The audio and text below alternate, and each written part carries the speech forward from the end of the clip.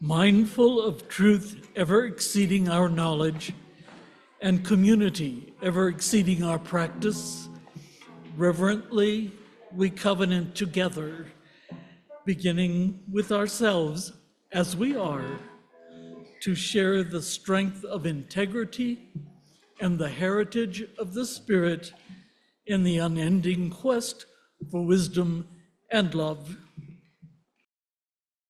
I am the Reverend Ron Phares. My pronouns are he, him, and we are All Souls Unitarian Universalist Church.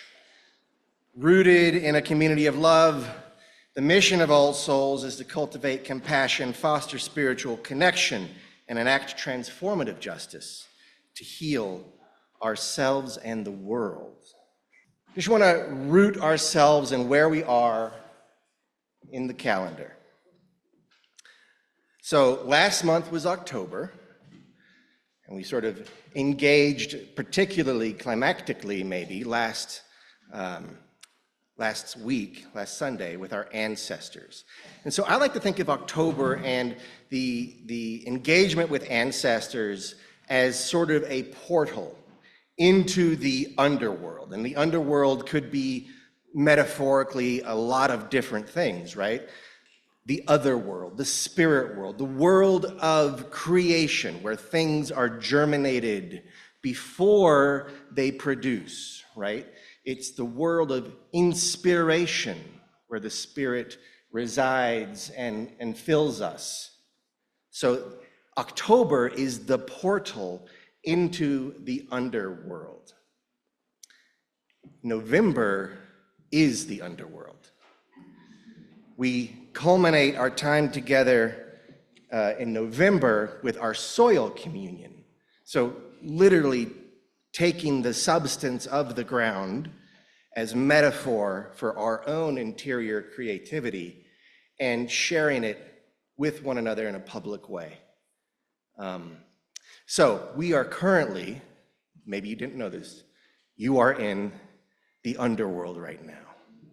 And we are guided through the underworld this month by an owl. Now, specifically, it is a burrowing owl, because that only makes sense that a burrowing owl would be our conductor into the underworld. But, you know, if you hear the hoot of an owl this month, I don't know that you need to go out and specifically identify it as a burrowing owl. So in some ways, any owl will do. We're just using the burrowing owl to make the metaphor make a little bit more sense. And it does make some sense because we're going to be in this world of germination, creative seeding, and maybe a little bit of decomposition as well. And what we're doing today is in fact an exercise in germination. Today, together, we're going to begin to create our covenant. So, we will germinate promises with one another that will fruit later this year. I did all that extemporaneously, which means I don't know where I am. I need an owl to hoot, please. Thank you. Yeah, it's good that it's not a screech owl, I suppose. Please join me as we craft a moment now to come into full presence. I invite you to ground into a reflective state as we put words to our gratitude and intention. If you would pray with me as we give thanks to the grace that weaves our world. Let us turn in thanks to our ancestors and the ancestors of this land and the beings that make and are made by this land. We bid welcome to all of those co-creating the spiritual carriage, those present with and within us, including the sensed and unsensed, and all those who will come after us.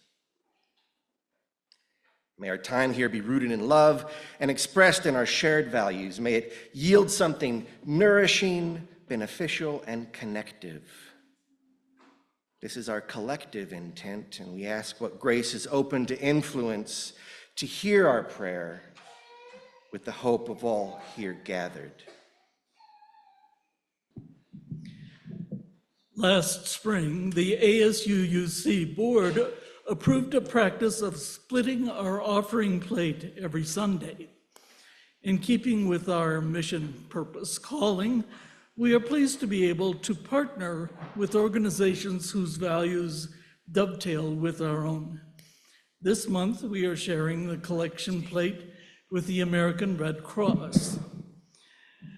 This organization supports disaster relief to individuals in the form of emergency shelter, food, blankets, clothing, water, meals, showers, internet access, phone charging, and other emergency services.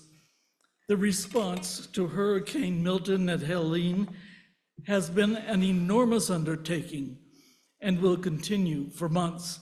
All Souls will direct our contributions to support hurricane relief.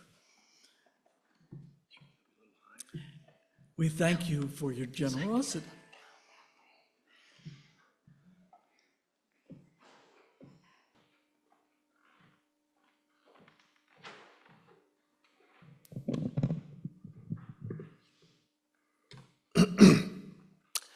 This morning's story pulls from the traditions and cultures of several Native American tribes who held the burrowing owl as a benevolent watcher and keeper of the underworld, and sometimes trickster.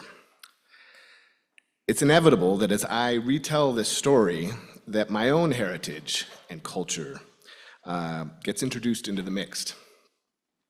I intend no exploitation, and my intention is for benefit for all. And I also acknowledge on behalf of our congregation more than one debt to the original sources. A young boy named Tawa was a great affliction to his family, as young boys often are.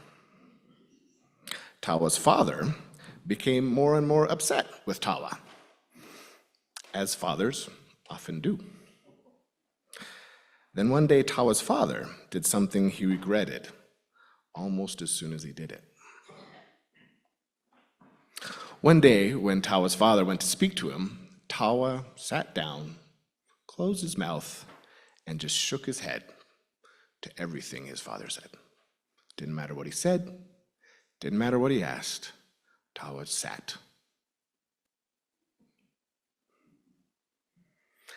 Tawa's father got pretty upset. And he said, okay. He picked him up and he said, let's find someone you will listen to. And he went out the door and walked out into the prairie. When we got out there, they saw two large eyes watching them. Tawa's father looked at the burrowing owl. Tawa looked at the burrowing owl. And the burrowing owl looked at one, then the other, and then back again.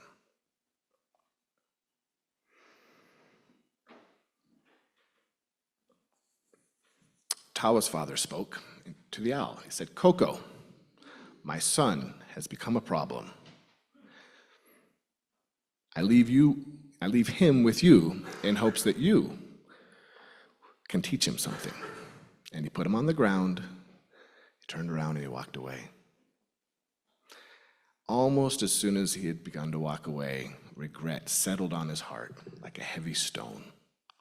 And he turned around and looked back, went back to the burrow, but Tawa and Coco were both gone. He hollered, he looked around, couldn't find either of them. So couldn't do anything else, and he went home. When he returned, Tawa's mother asked, where's Tawa? He's with Coco, the burrowing owl. You gave our son over to the underworld? For how long? He didn't have an answer. Tawa's mother went outside for a very long time. They searched for Tawa the next day, and the next day after that, and the next day. Then on the fourth day, they separated to search, and Tawa's father went back to the burrow. And there, he found Coco, and next to Coco was the largest burrowing owl he'd ever seen. The larger owl spoke in Tawa's voice and said, "Here I am, father. It's me, your little boy." And his father said, "If you're my son, then you need to come home with me. Your mother has been very sad." Then Coco spoke. "This is your son, but he can't go home with you. He's an owl now. He belongs here with us, under the ground." Tawa's father said, "That wasn't what we agreed to." Coco said, "We had no agreement. You left your son with me, and now he is as he is." Tawa's father had no argument, and so he just stood there silent. Coco and Tawa looked at him with unblinking eyes. After a while, Tawa spoke and said, "Can I ask for an agreement?" "You may ask." "If I take his place with you, will you change him back so he can return home to his mother?" "You may take his place. Do you agree to this?" "Yes, I do." And then Tawa was standing there looking at Coco. And next to Coco was the biggest burrowing owl he had ever seen. Tawa said, "Thank you, Father." "Thank you, Coco." And he went home. Tawa's mother was really happy to see Tawa, but also very sad when she heard why he was alone. So Tawa's mother went back to have a word with Coco. When she arrived, there was Coco, and there was also the biggest burrowing owl she'd ever seen. She greeted them, and Coco bowed slightly, and the big owl just hooted softly.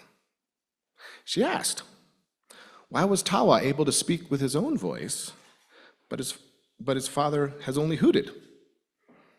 Coco said, Tawa learned his lesson quickly. His father seemed slower. Tawa's mother asked if she could have him back because she and Tawa both missed him dearly. Coco said, return in 7 days and we'll see what he's learned.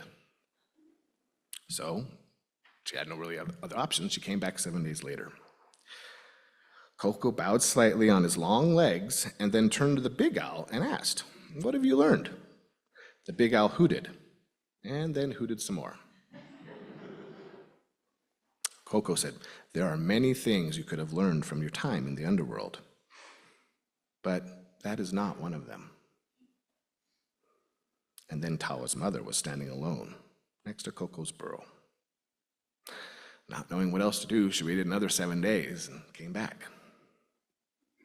Coco asked the large owl, what have you learned? The large owl hooted and then hooted some more. Coco said, there are many things you might have learned from your time in the underworld, and that is one of them. Then Tawa's mother and father were standing there together, alone next to Coco's burrow. They went home together, and Tawa was very happy when they did. Their family wasn't perfect after this, because none are, but no one got left out on the plains. And every once in a while, when voices or faces got a little too sharp, Tawa's mother would hoot ever so softly. And then Tawa's eyes would get big, and Tawa's father's eyes would get big, and they'd look around very carefully, and then most of the time, they would all slow down and be a little less hasty in what they had to say to each other.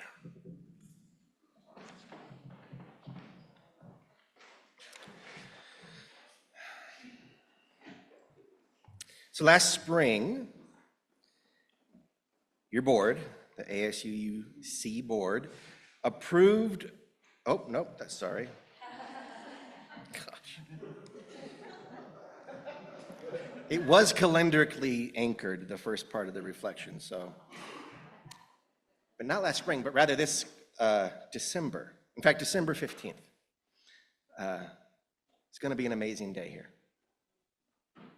I'm not sure you were aware, but last spring, see, it was there, the board commissioned a new chalice to be made.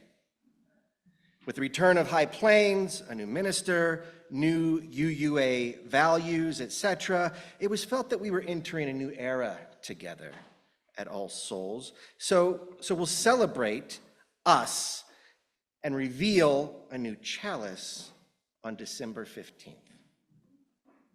I've seen it. It's awesome.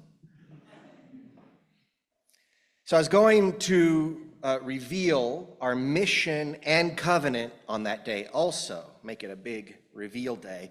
But then I remembered that covenant is the how to our mission. Covenant is how we do what we intend to do. It's the map of our mission. So as such, for you to have say in the crafting of our covenant, you all need to know what the mission is. So the mission rolls out today. Yeah. In fact, moments from now.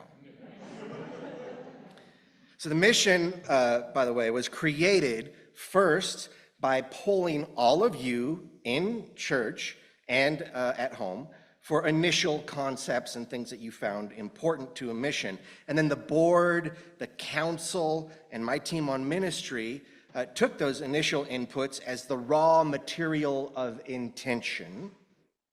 We found that love, community, connection, and justice were the most consistently valued mission-oriented words. Further, there emerged a strong preference for solid action verbs. So your English teachers would be proud.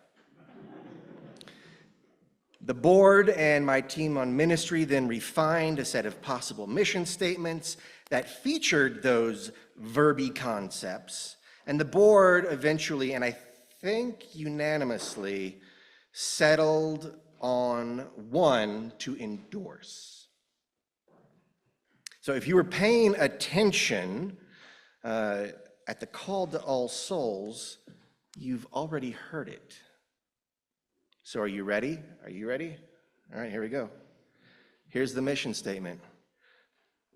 Rooted in a community of love, the mission of All Souls Unitarian Universalist Church is to cultivate compassion, foster spiritual connection, and enact transformative justice to heal ourselves and the world.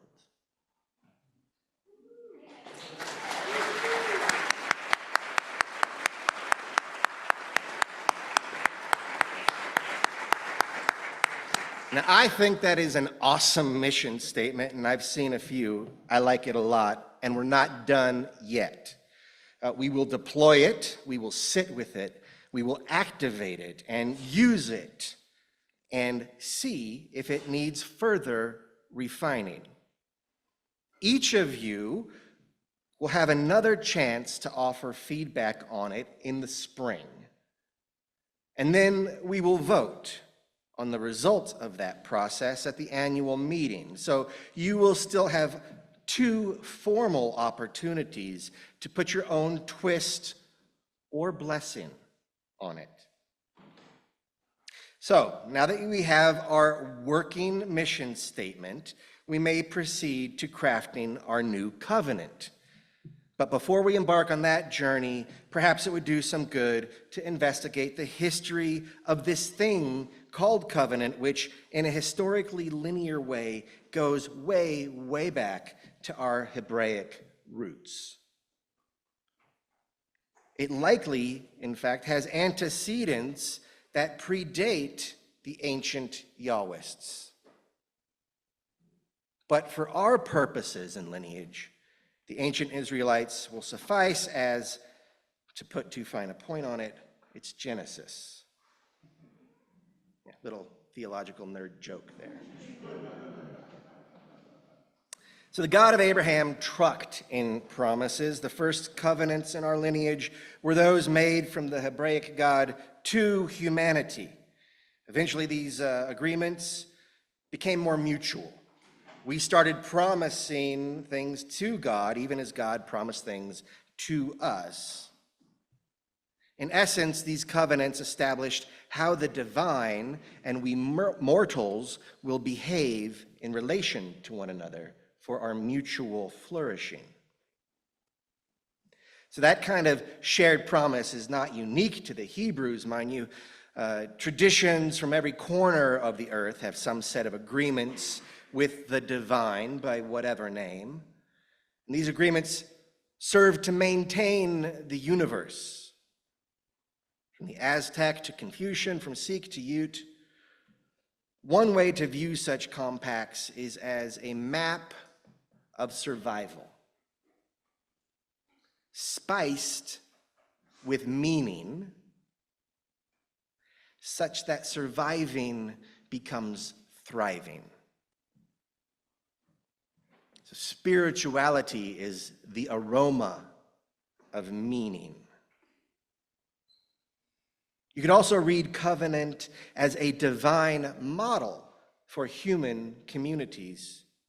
Or you could see these agreements as divine reflections of idealized earthly communities. And that kind of mirroring brings the universal and the earthly into proximity, into relationship, and hopefully into harmony.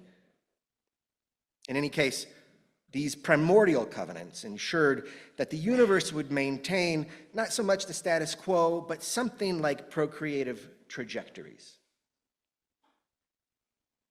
The importance of covenant reemerged for us in earnest many centuries later.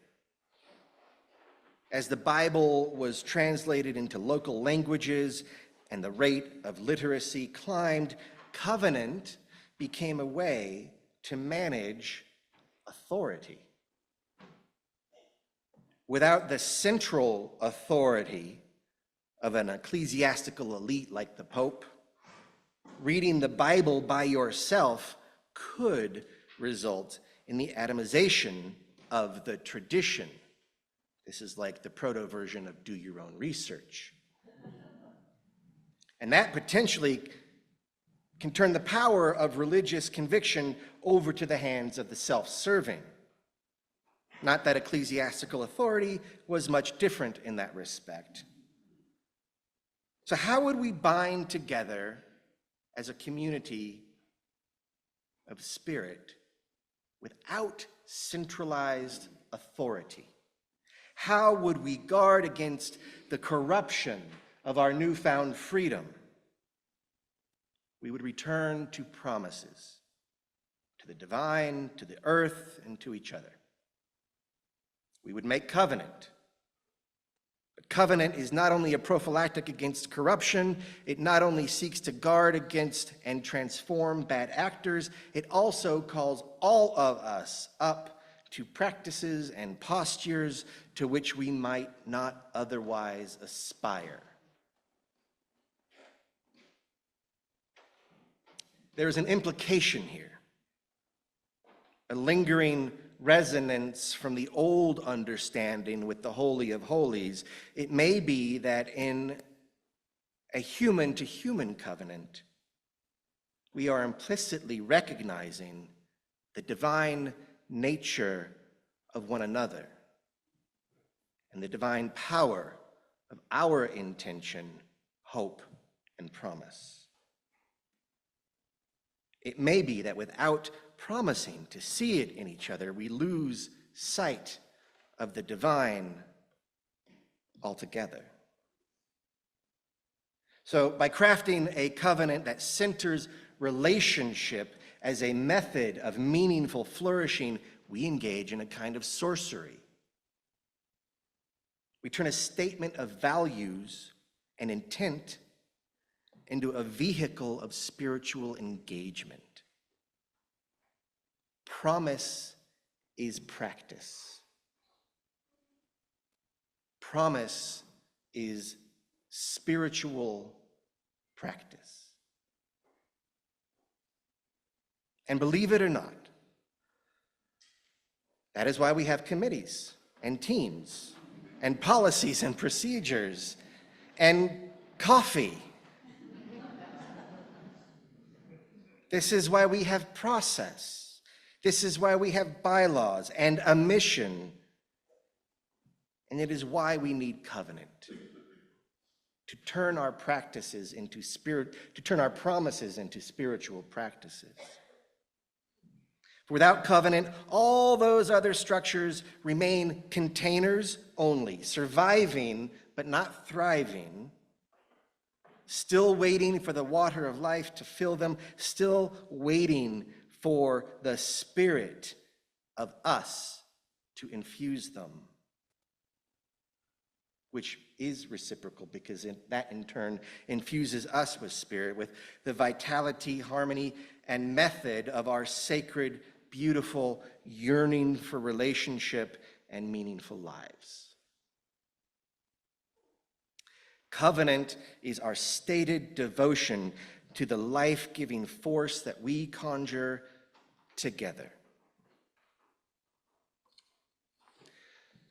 Rooted in a community of love, the mission of All Souls Unitarian Universalist Church is to cultivate compassion, foster spiritual connection, and enact transformative justice to heal ourselves and the world. And Covenant asks, how do you do that? What promises should we make to each other to cultivate compassion? What promises should we make to each other to foster spiritual connection? What oath will help us enact transformative justice?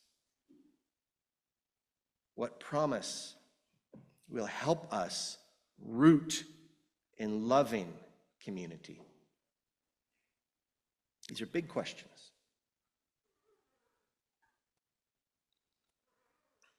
So to help us answer these big questions, we need all of us. To help us collect your input, we'll once again use Slido. You can aim your camera on your phone at the screen and begin the process right now, if you wish. And just like before, we're going to use the Q&A feature of Slido to only A and not Q, all right? I will do the queuing, you will do the A-ing in the place where they want you to queue, okay? I'll ask the question in a moment, and you just provide the answers. You don't need to ask any questions in that spot. And it would be really helpful, by the way, if your answers in some way indicated what clause of our mission statement this mutual promise might be connected to. But before you answer it all, please do read over the answers that are already there. If you see one that more or less covers what you were going to say, just hit the thumbs up, like icon, and don't write yours in addition to it. The answers that get the most likes drift to the top, so if you have a similar one, it winds up diluting those two things and they drift to the bottom, right?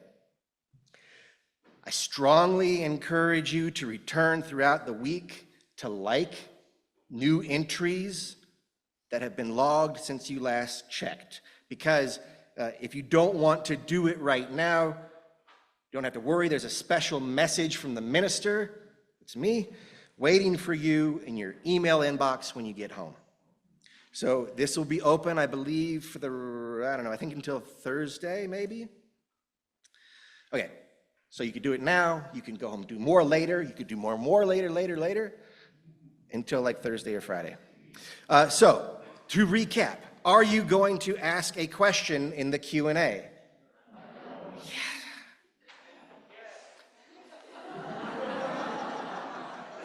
We'll all know it was Andy. Are you going to make statements in the Q&A? Yes. Okay, let's try that one again. You did better on the first one. Are you going to make statements in the Q&A? Yes. All right. Are you going to repeat statements that were already made? No. Are you going to vote on statements that you strongly agree with? Yes. All right, so you got like 3 out of 4 right. That's good. And then we gave you extra, okay, you're 100%. Okay, so those who wish may begin answering and liking. The answers already written right now, and it might be possible to display on this. Can we display that? There you go. See, there they are, real, live, happening in the moment. It's technology. Okay, so that's cool. Thank you for doing that, y'all. Rooted in a community of love. The mission of All Souls UU is to cultivate compassion, foster spiritual connection, and enact transformative justice to heal ourselves and the world. The question is, how will we do that? What promises are required? I think we could hear some resonance with the Bone story, where being gentle with one another is healing, where listening to nature and the underworld, the spirit world, the world of creation is part of good relationship, where being less reactive means less hooting, where we're warned to not leave our responsibilities behind. What kind of promise do you want to become spiritual practice? What vows will you make? What oaths do you need? What kind of mutuality infuses survival with meaning and thus gives rise to the spirit in community? Remember, covenant amplifies the sense that your being here is a spiritual practice. Your participation in this community is, in and of itself, ceremonial. A kind of ongoing ritual embodying your reverence for life and being itself. Your participation in this community is a pantomime of creation performed in order to align us with its prerogatives and feeling. With that in mind, enjoy your coffee after service.